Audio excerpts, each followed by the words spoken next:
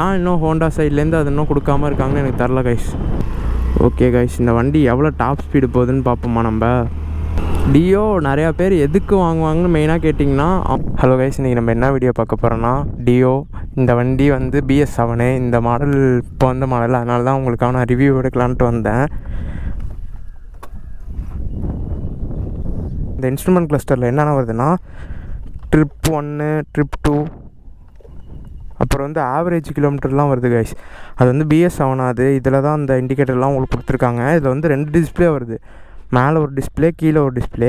மேலே வந்து டிஜிட்டலு, கீழேயும் டிஜிட்டல் தான். ஆனால் மேலே இருக்கிறது வந்து ஸ்பீடாமீட்டர் வரும், கீழே வந்து அந்த இன்ஃபர்மேஷன் ஆவரேஜ் கிலோமீட்டரு அந்த இதெல்லாம் வருது கைஸ்.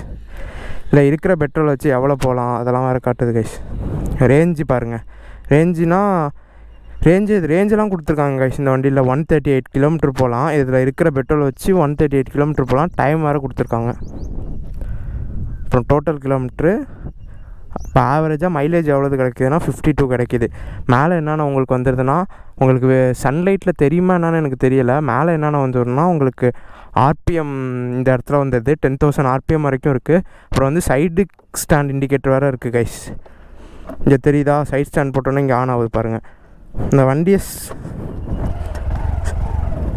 கொடுத்துருக்காங்க கைஸ். இப்போ வந்து ஸ்டாண்டு போட்டிங்கன்னா உங்களுக்கு வந்து சைட் ஸ்டாண்டு போட்டு வண்டி மூவ் பண்ண முடியாது. இது போன டியோ BS6லலாம் இந்த ஆப்ஷன் இருந்துச்சா என்னன்னு எனக்கு தெரில கைஸ். நீங்கள் கமெண்ட் பண்ணுங்கள். BS6லேயும் சைட் ஸ்டாண்டு போட்டு வண்டியை மூவ் பண்ண முடியுமா பண்ண முடியாதான்ட்டு. அப்புறம் இண்டிகேட்டர் இங்கே வந்துடுது கைஸ். இதில் ஓரளவுக்கு நல்லா ஃப்யூச்சராக கொடுத்துருக்காங்க கைஸ். நல்லாவே இருக்குது. வண்டியில் உங்களுக்கு ஃப்ரண்ட்லலாம் டிஸ்க் வராது கைஸ். 1,05,000 கொடுத்து வாங்குகிறோம். இருந்தாலும் டிஸ்கெல்லாம் கொடுக்க மாட்டாங்க. பிரேக்கிங் கொஞ்சம் கான்ஃபிடென்ட் தராது கைஸ். ஏன்னா டிஸ்க் இல்லை, ஃப்ரண்ட்லேயும் ரம்ப்பு தான் யூஸ் பண்ணியிருக்காங்க, பேக்லேயும் ரம்ப்பு தான் யூஸ் பண்ணியிருக்காங்க. ஆனால் இந்த லுக்கு தான் கைஸ் நிறையா பேர் பிடிச்சி வாங்குவாங்க. டியோலே இந்த அளவுக்கு லுக்கும் பர்ஃபார்மன்ஸும் இருக்கிற ஸ்கூட்டினா இந்த ஸ்கூட்டி தான் கைஸ் நான் சொல்லுவேன். பர்ஃபார்மன்ஸ் கூட நீங்கள் அடுத்த அளவுக்கு வச்சுங்க, லுக்கு செம்மையாக இருக்கும் கைஸ். இந்த வண்டியில் பார்த்தீங்கன்னா இந்த இடத்துல ஃபோன் கம்பார்ட்மெண்ட் வைக்கிற மாதிரி கொடுத்துருக்காங்க. எல்லாம் பெருசாகவே இருக்குது. சீட்டை வேணால் நான் உங்களுக்கு திறந்து காட்டுறேன் எப்படி இருக்குன்னு பாருங்கள்.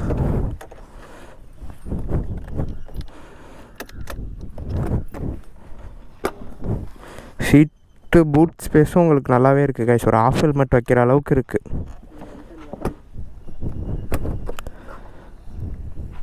ஓகே கைஸ், இந்த வண்டியை நான் உங்களுக்கு ஓட்டி காட்டுறேன்.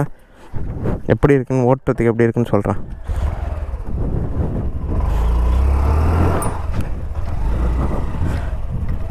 நல்லாவே இருக்குது கைஸ் ஓட்டவும். வண்டி ஸ்மூத்னஸும் உங்களுக்கு நல்லா இருக்குது கைஸ். BS4 எனக்கு, ஆனால் BS3 BS4 அப்போலேருந்தே எனக்கு டியோ பிடிக்கும். அந்த லுக்கு உங்களுக்கு பவர் கொஞ்சம் நல்லாயிருக்கும் கைஸ். சடன் பிக்கப் டியோ எதனால் நிறையா பேருக்கு பிடிக்கும்னா சடன் பிக்கப் இருக்கும், அதனாலே நிறையா பேர் டியோ வாங்குவாங்க. அது மட்டும் இல்லாமல் ப்ரைஸும் அந்தளவுக்கு உங்களுக்கு ரீசனபுளாக இருக்கும் கைஸ். 110cc கரெக்டாக 1,05,000 வரும் ஆன் ரோட் ப்ரைஸ். இந்த மாடல் இப்போ வந்திருக்க மாடல் 1,05,000 வருது. வண்டியிலே வச்சு ஓட்டிகிட்டு இருந்தீங்கன்னா நல்ல மைலேஜ் தரும். ஒரு 50லேருந்து நல்லா எதிர்பார்க்கலாம், ஒரு 50 அபோவ் எதிர்பார்க்கலாம் கைஸ். ஆனால் நீங்கள் கொஞ்சம் ரவ் பண்ணி ஓட்டினீங்கன்னா ஒரு 40 தான் எதிர்பார்க்க முடியும். டியோவில் பிரச்சனையே மைலேஜ் தான் கைஸ். 110cc தான். நிறைய பேர்லாம் 35, 40 அந்த மாதிரிலாம் கொடுத்துருக்குன்னு சொல்லியிருக்காங்க. அவங்க மைலேஜ் மட்டும் ஏன் கம்மியாக தருன்னு தெரில. ஆனால் ஸ்கூட்டிலே சடன் பிக்கப்பாக இருக்க ஸ்கூட்டினா இந்த ஸ்கூட்டி தான் சொல்லுவேன். டாப் ஸ்பீடு அந்தளவுக்கு போகாது, ஆனால் சடன் பிக்கப் நல்லாவே இருக்கும் கைஸ் உங்களுக்கு. ரன்னிங்கில் கூட இதெல்லாம் ஆன் ஆகுது கைஸ். ஃபியூல் ரேஞ்சு இதெல்லாம்.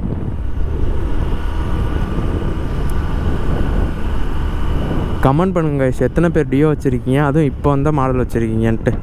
இது நல்லாயிருக்கு. 2 டிஸ்பிளே கொடுத்துருக்கிறதுனால உங்களுக்கு இந்த டர்ன் பை டர்ன் நேவிகேஷன்லாம் இல்லை. பட் இருந்தாலும் என்னென்ன ஃபீச்சர்ஸ் கொடுக்க முடியுமோ அதை கொடுத்துட்டாங்க கைஸ்.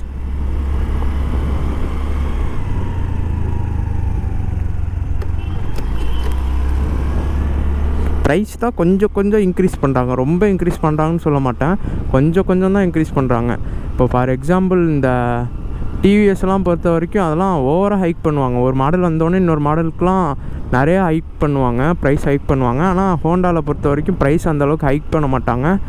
நல்லாயிருக்கும் கைஸ். அதுமாரி சர்வீஸும் உங்களுக்கு சூப்பராக இருக்கும் மற்ற பிராண்டை கம்பேர் பண்ணும் போது.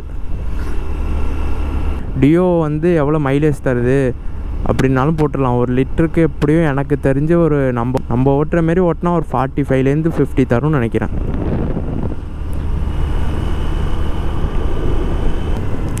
பிரேக்கிங் தான் கைஸ் கொஞ்சம் ஒஸ்ட்டாக இருக்குது. 1,10,000 கொடுத்து வாங்குகிறோம், அதுக்கு ஏற்ற மாரி அவங்க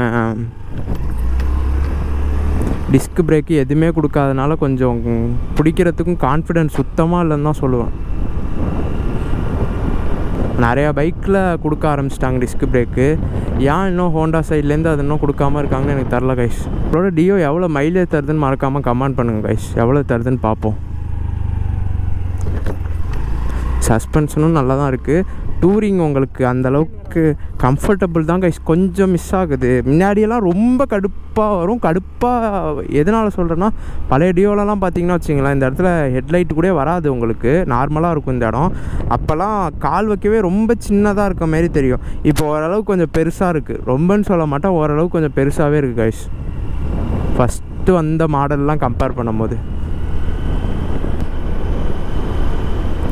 ஸ்மூத்னஸ் சூப்பராக இருக்குது கைஸ். அதான் கைஸ் ஒரு மெயின் அட்வான்டேஜ். ஸ்மூத்னஸ்ஸு செமையாக இருக்குது. டியோ நிறையா பேர் எதுக்கு வாங்குவாங்கன்னு மெயினாக கேட்டிங்கன்னா, அவங்க வந்து இப்போ பசங்களாம் யங் ஸ்டூடெண்ட் தான் நிறையா பேர் வாங்குவாங்க.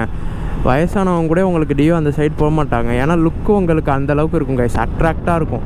இப்போ எல்லா பசங்க ஓட்டினாலும் சூப்பராக இருக்கும் கைஸ் டியோ. மோஸ்ட்லி நிறையா பேர் வாங்குவாங்க. டியோ சேல்ஸ் ஆகிறதுக்கு காரணமே அதான்.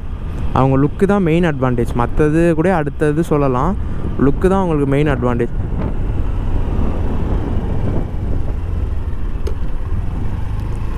ஓகே கைஸ், இந்த வண்டி எவ்வளோ டாப் ஸ்பீடு போகுதுன்னு பார்ப்போமா நம்ம.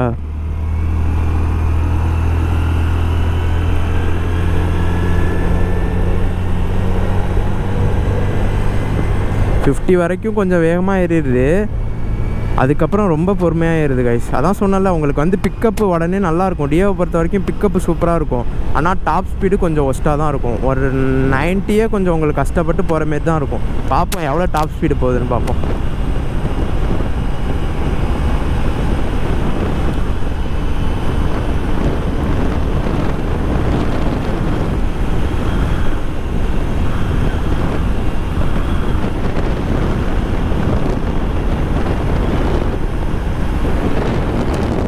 அவ்வளோதான் கைஸ், 97 90 கிட்ட தான் போகுது. அதுக்கு மேலே போக மாட்டேங்குது. அதுக்கு மேலே நானும் அவ்வளோதான். 90 2 பேர் போகிறோம்ல, 90 தான் போகுது. இப்போ சிங்கிளாக போயிருந்தோன்னா எனக்கு தெரிஞ்சு 100 போயிருக்கும். ஆனால் பிக்கப்பு சூப்பராக இருக்கும் கைஸ். சடன் பிக்கப்பு செமையாக இருக்கும். 125 சிசிக்கு இருக்க பிக்கப்பு இதில் இருக்கும். ஆனால் டாப் ஸ்பீடு கொஞ்சம் கம்மியாக தான் இருக்கும். க்ரூசிங் ஸ்பீடே இதில் எவ்வளோ வச்சு போகலான்னா, ஹைவேஸில் ஒரு 50லேருந்து 60 வச்சுட்டு போகலாம் கைஸ். கைஸ், தஞ்சாவூரில் இருக்க எல்லாருக்கும் தெரியும், Salem RR biryani branch open பண்ணியிருக்காங்க. இன்றைக்கி சாப்பிட்லான் இருக்கேன். நான் சாப்பிட்டதில்லை, நீங்கள் கமெண்ட் பண்ணிடுங்க. நீங்கள் சாப்பிட்ருக்கீங்களா என்னன்னு கமெண்ட் பண்ணுங்கள் கைஸ். நல்லா இருக்குமா நல்லா இருக்காதான்ட்டு. எனக்கு தெரிஞ்சு, ஆனால் இப்போ எனக்கு பெட்ரோல் பைக்ஸு இதெல்லாம் கூட இருக்க க்ரேஸ் கூட எனக்கு வந்து இப்போ எலக்ட்ரிக் ஸ்கூட்டர்ஸ் மேலே அவ்வளோ க்ரேஸ் ஆகிடுச்சு கைஸ். ஏன்னா அவங்க கொடுக்குற புல்லிங்கு பெட்ரோல் பைக்கில் கூட கொஞ்சம் அதிகமாகவே இருக்குது கைஸ். அந்த புல்லிங்கெலாம் வேல்யூ ஃபார் மணியாக இருக்குன்னு எனக்கு தோணுது. அதனால தான் சொல்கிறேன்.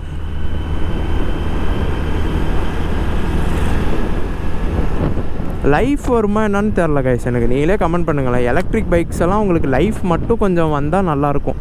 லைஃப் தான் கொஞ்சம் கம்மியாக வரும்னு நினைக்கிறேன். லைஃப்னால் எப்படி சொல்கிறேன், இது ஒரு 4 இயர்ஸ் வரைக்கும் நம்ம நல்லா வச்சு மெயின்டைன் பண்ணால் ஒரு 4 இயர்ஸ் வரைக்கும் நல்லா இருக்குன்னு வச்சுங்க. பாடி கண்டிஷன்லாம் அது எப்படி இருக்குன்னு தெரில எனக்கு. அது ஸ்பேர் பார்ட்ஸு இதெல்லாம் அவைலபிலிட்டி இருக்கும், ஆனால் ஷோரூமில் தான் போய் மாற்றுற மாரி இருக்கும். இதுக்கு அப்படி கிடையாது. எல்லா கடையிலையும் ஈஸியாக வாங்கினோமா வாங்கி மாட்டு போனோமா அப்படின்னு இருக்கும். ஆனால் அதில் அப்படி இருக்காது. பார்த்திங்கன்னா முன்னாடி ஹெட்லைட் எல்இடி தான் கொடுத்துருக்காங்க. நைட் டைம் விசிபிலிட்டியும் உங்களுக்கு நல்லா தான் இருக்கும். இண்டிகேட்டர்ஸ்லாம் உங்களுக்கு வந்து ஹாலஜன் தான். இந்த இருக்குது பார்த்தீங்களா டிவிஎஸ்ஸு. இந்த வண்டி நிறையா பேர் எடுக்கிறாங்க. அது வாங்கலாம், அது வாங்கி ரிவ்யூ போடணுன்னா சொல்லுங்கள், நம்ம போட்டுடலாம். அது எனக்கே கொஞ்சம் ஆசையாக தான் இருக்குது. அதில் டிஎஃப்டி டிஸ்பிளேலாம் வர வச்சு கொடுத்துருக்காங்களா, நல்லாயிருக்கும் தான் நினைக்கிறேன். 125 சிசின்னு நினைக்கிறேன். அது பாருங்க, ஒரு 30ல் போகும்போது தான் உங்களுக்கு எக்கோ மோடு ஆகுது. ஆனால் யார் 30லலாம் போவா? 30லலாம் போனால் எப்போ போய் சேர்றது? நம்ம ஏன்னா உட்காந்துட்டு 2 பேர் உட்காந்துட்டு போகலாம் கைஸ். கம்ஃபர்டபுளாக இருக்கும். ரொம்ப கம்ஃபர்டபுள்னு சொல்ல முடியாது, ஓரளவுக்கு கம்ஃபர்டபுளாக இருக்கும் கைஸ்.